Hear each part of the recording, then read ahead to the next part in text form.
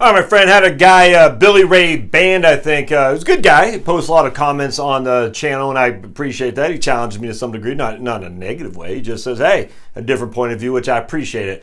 He posted a comment today that said, according to Social Security, the average benefit for a husband and wife retiring at 67 is $22,000. And I want to see that study or that paper because I could go over it. Just that makes no sense to me whatsoever. Again, the average is, look, the average Social Security benefit is completely meaningless because the average benefit assumes some guy who's 95 years old who's been on Social Security for 30 years. Those days that he was doing that are so far gone relative to you, it's meaningless. So if this is the average benefit for someone retiring today at 67, that's different. If it's the average Social Security benefit in general, that is completely meaningless.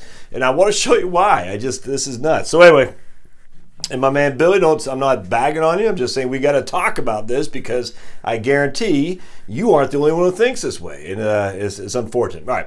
So we're going to go over this. We're going to say we have a guy, old Josh. He made $30,000 a year of indexed earnings. And that means this year I made $30,000. Last year was 29, last year was 28 for 30 years. So I started working when I was 25 years old, and I quit working, we'll just say at 55. So I only have 30 years of index earnings, all right? So when I was 25, I was making, $8,000, which is index earnings until today. So I was literally making, that's the equivalent of about $15 an hour over the course of my life. In today's numbers, by the way. So that's not, in 30 years ago, that's 1989. That's not $30,000 back then. It's probably $10,000. All right, so you see where I'm going with here. We are using an indexed amount, and the average indexed amount for old Josh has 30 years is $30,000. We're going to say that. So what we do is we times 30,000 by the 30 years I actually worked, and that gives us $900,000 of total indexed earnings. And again, index earnings, we start with a certain amount in 1982, 1992, 2002, and we inflate it according to what Social Security inflates it for us. And that gives us this total indexed earnings. All right, so we take 900,000, divide by 420, because there's 35 years for Social Security. They take your top 35 years, of which we only have 30, but it doesn't matter because we only have 30. We have 5 goose eggs. We get 5 zeros because we have 30 years of earnings. We don't have 35, but it still divides your total index earnings by the 420 months, i.e. the 35 years of earnings. So we got 30 years with $30,000 and we got 5 years with goose eggs, all right? So that gives us $2,142 as our AIME, our average index monthly earnings. We go over here to the current bend points, put 2,142. The first 926, we times that 90%, which gives us $833. The next 1216, we times that 32%, which gives us $389. And our PIA was at $1,222. That's our PIA. All right, we'll just say spouse gets half of that for simplicity, and 1222 divided by 2 is $611. All right, so we take 122 plus 611 plus 1222. And our total benefit in this case is 1833. 1833. We're going to times that by 12 to get an idea how much we get per month, per year. And our total benefit is $22,000, which is exactly what Billy Ray Band said. So, in this case, I mean, just think about the absurdity of this. The idea that there's a husband and a wife, only one made any kind of money, and he only made $30,000 for the entirety of his working career, right? And he only worked 30 years. In that case, that person is $22,000 between he and his wife, with his wife getting the full the spousal benefit. Just look, man. As much as the wages haven't kept up with inflation, we think this is not typical. I mean, it's just not. This is on the low end of the scale. It just really is. $30,000 a year for a household is not an average. It's not even close to the median. It's half the median. And even if that were, you're still getting $22,000 right there. I just showed you. I just proved it to you. So in this case, the guy never made more than $15 an hour in today's numbers. He only worked for 30 years. In this case, he and his wife get $22,000 in Social Security benefit. This is not the average benefit. It's just not. It's not the average benefit that you are going to look at. Now, you might want to say it's the average benefit because the average benefit per household today, what Social Security pays, is probably close to that because we got Grandpa Jones who's still getting a benefit at 95 years old, but it has nothing to do with you. He's already in the system, already claiming the averages on Social Security payout is meaningless. All right, so let's do a couple things. Let's say instead of 30 years, he worked for 35 years, all right? So now we got 35 years. So instead of having those 5 goose eggs, we have we have 30,000 for the entirety of the Social Security, which is 35 years. All right, let me just make that a little bit better. So now we got 30,000 times 35. That's 1.05 million. All right.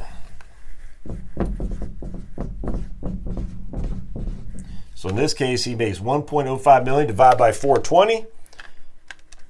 And we got 2,500 is his AIME.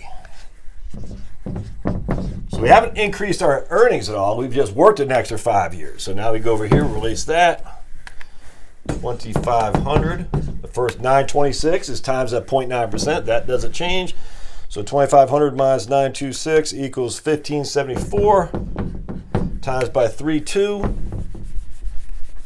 All right. I mean, the thing is, guys, once you learn how to run these numbers, you'll say, oh, that's pretty easy to do. It is. You just got to practice. It takes practice. 503. All right, so 833 plus 503. 1336 a month is his PIA. And if we divide by 2 to get his spouse's, will be half that at her full retirement age for her spousal benefit. Again, this assumes she made no income. It's 668. Their total benefit plus 1336 is $2,000 a month, which equals roughly $24K a year. All right.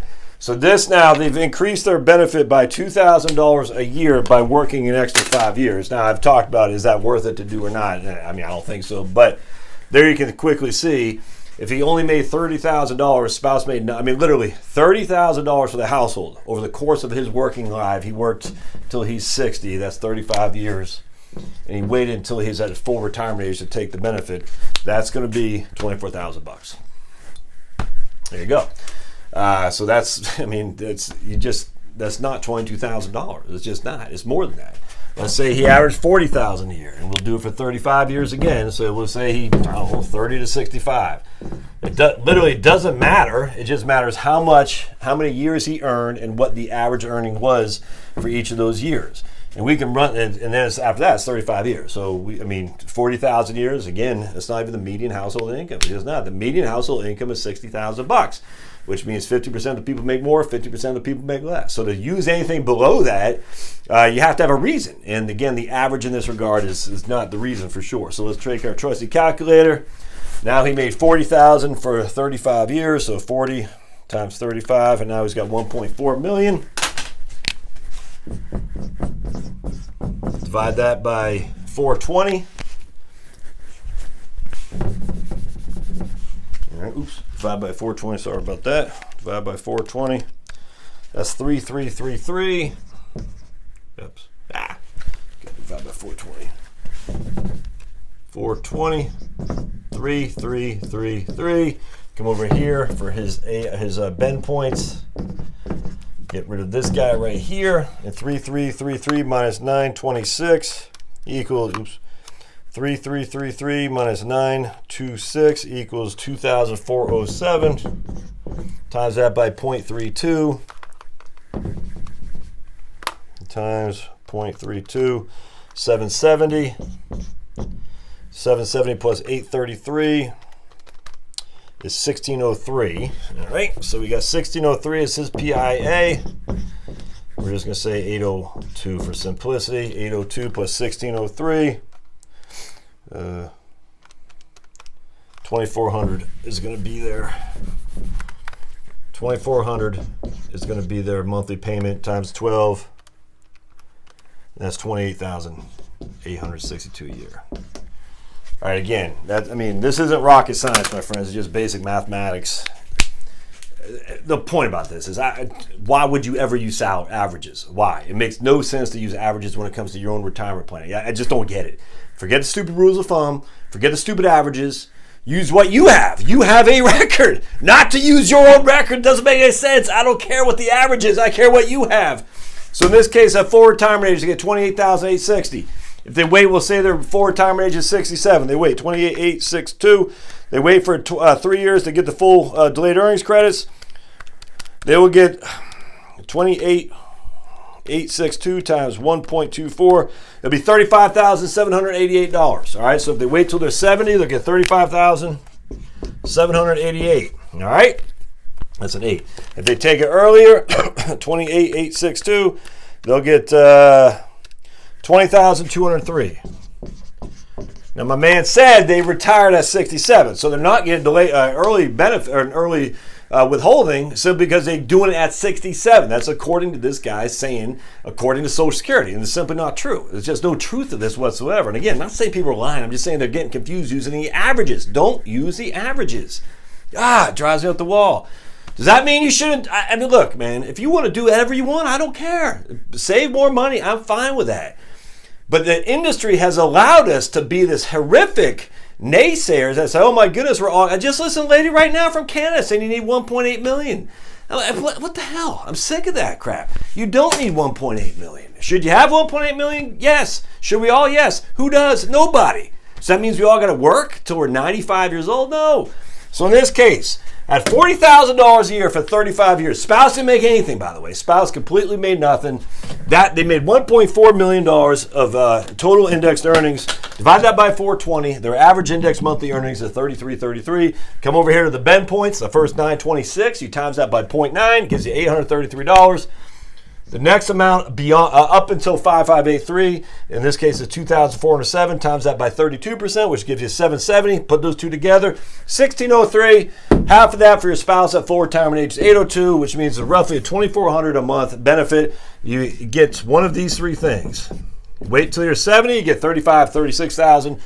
Take it at 62, you get 20,000. Take it at full retirement age at 67, you get 29,000. All right, so let's just do a simple number here.